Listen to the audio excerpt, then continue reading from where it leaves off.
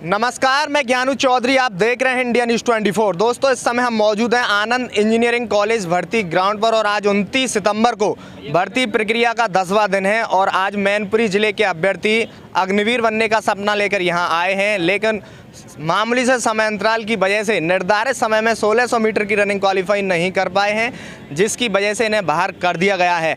आखिरकार क्या कमी रह गई? जीडी ट्रेड के अभ्यर्थी हमारे साथ मौजूद हैं, इनसे बात करेंगे कि आज जीडी ट्रेड में क्या प्रदर्शन जिन अभ्यर्थियों ने रनिंग क्वालिफाई की है उनका रहा और जो फेल हो चुके हैं उनका क्या रहा। सारी बातें इनसे करने वाले हैं।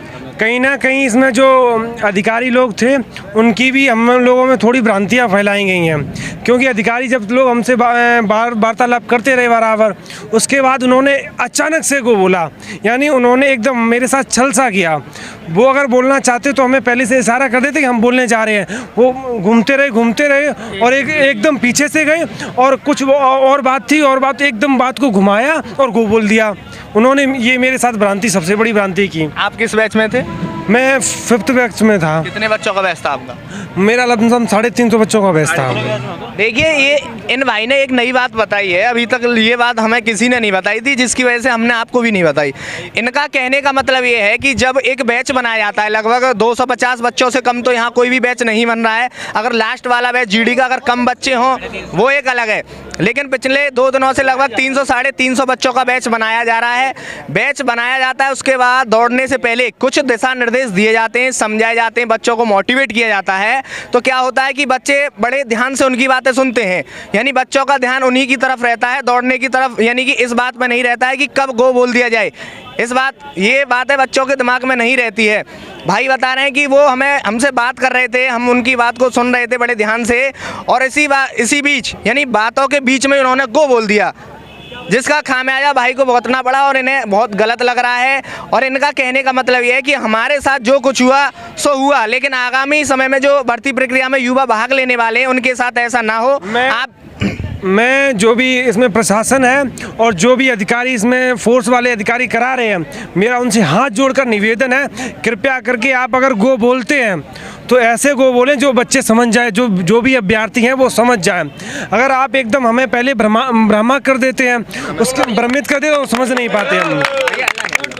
तो देखिए, इनका कहने का मतलब बिल्कुल सही है और मैं भी कर्नल साहब से कहना चाहूँगा, आप हमारी वीडियोस पर डे देख रहे हैं, मैं आपसे विशेष अनुरोध करना चाहूँगा, आपको पता ही है और आपसे बेहतर इनका दर्द कोई भी नहीं समझ पाएगा। हम लगभग 3-4 साल से ये कंटिन्यू मेहनत कर रहे हैं युवा, और भैया 1 मिनट, और 3-4 साल के बाद जब इनके साथ ऐसा होता है कि आप उन्हें दिशा निर्देश समझाते हैं, बड़े ध्यान से सुनते हैं और इसी बीच गो बोल दिया जाता है, ऐसा ना करें।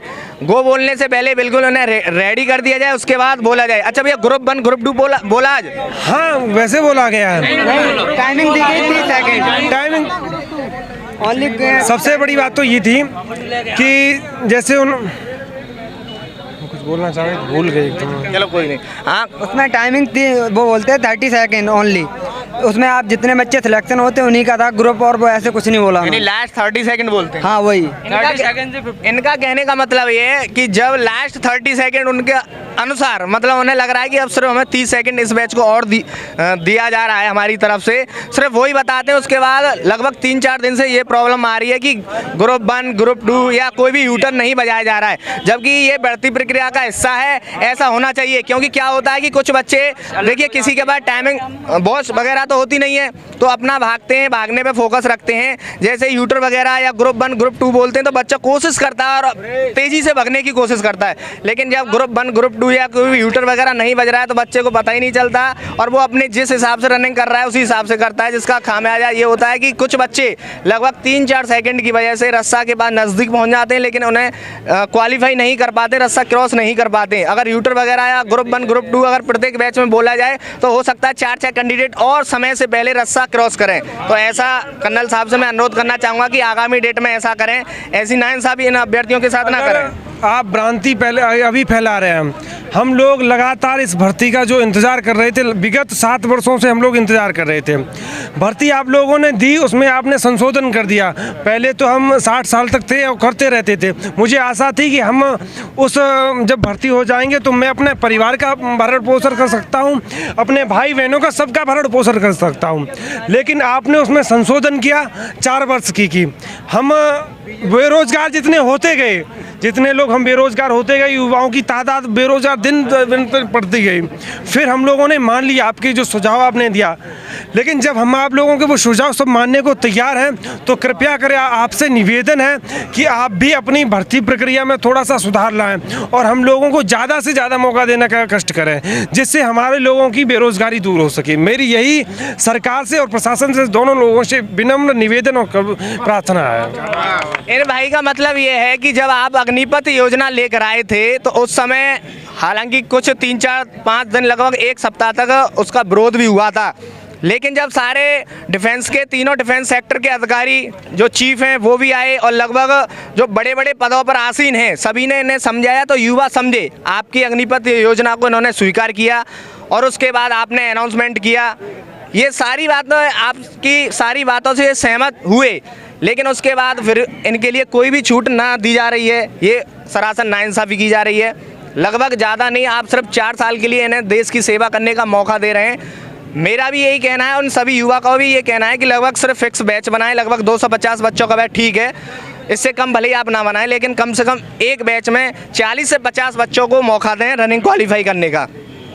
उसके बाद रनिंग क्वालिफाई करने के बाद काफ़ी एक्टिविटी होती हैं। हम देख रहे हैं काफ़ी बच्चे यहाँ पर बीम में फेल हो रहे हैं और हाइट में भी जब रनिंग क्वालिफाई हो जाती है तो कुछ बच्चे हाइट में भी फेल हो जाते हैं, मेडिकल में भी हो जाते हैं, मेरिट भी है, काफ़ी फेल हो जाते हैं। तो आपके पास छटनी के काफ़ी मौके हैं, लेकिन क्या है कि कोई बच्चा 3-4 साल से रनिंग की तैयारी कर रहा है, अगर वो यहाँ रनिंग क्वालिफाई कर देता है, रनिंग क्वालिफाई करने के बाद भले ही आगे की प्रक्रिया में डिस्क्वालीफाइड हो जाता है, लेकिन वो एक मोटिवेट होता है, जज्बा अंदर उसके पैदा होता है कि मैंने यहाँ कम से कम रनिंग क्वालिफाई की, रनिंग के बाद मैं इस चीज़ में फेल हुआ, उस पर विशेष ध्यान देगा बच्चा। लेकिन जब वो रनिंग में ही क्वालिफाई नहीं कर पा रहा है, उसकी होम ग्राउंड पर लगभग अंडर 5 1600 मीटर की टाइमिंग है और वो यहाँ रनिंग में क्वालिफाई नहीं कर पाता है, तो उसका जज्बा कम होता है।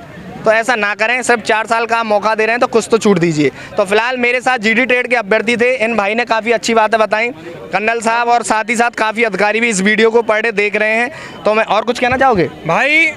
हम जब सब युवा आए थे तो सिर्फ अपनी देश के जो हम लोग माने थे, हमने जो सरकार ने जो प्रस्ताव रखा, अगर हम माने हैं तो हम लोग, एक बेरोजगारी भी थी एक मुद्दा हमारे हित में, और हम ही बेरोजगारों के लिए एक जो राष्ट्र सेवा का सबसे बड़ा धर्म था, हम लोगों ने सोचा कुछ ना कुछ करके हम राष्ट्र सेवा अगर 4 साल कर सकते हैं तो उसका मौका अगर हमें सरकार दे रही है तो हम सब लोग मानने को तैयार हैं। इनका कहने का मतलब ये है कि देखो, देश में बेरोजगारी तो काफ़ी ज़्यादा है, लेकिन बेरोजगारी भी थोड़ी ख़त्म हो जाएगी और हमें देश सेवा का मौका भी मिलेगा, तो फिर भी हम 4 साल के लिए देश की सेवा करने के लिए तैयार हैं। क्योंकि आपको पता ही है कि 17.5 से 23 वर्ष की जो एज होती है वो गोल्डन एज होती है। इस एज में बच्चा करियर बनाने के लिए कुछ भी कर सकता है, कोई भी डिप्लोमा कर सकता है, कोई भी डिग्री कर सकता है, लेकिन अगर यहाँ भर्ती हो जाता है तो उसके बाद वो कुछ नहीं कर पाएगा। वो सारी बातें जानते हैं। डीपली अगर देखा जाए तो ये सिर्फ लॉलीपॉप है, लेकिन मैं सिर्फ ज़्यादा डीपली नहीं जाऊँगा। मैं बस ये कहना चाहूँगा कि लगभग ज़्यादा से ज़्यादा बच्चों को यहाँ पर रनिंग में क्वालिफाई किया जाए, क्योंकि काफ़ी दिनों से बच्चे इस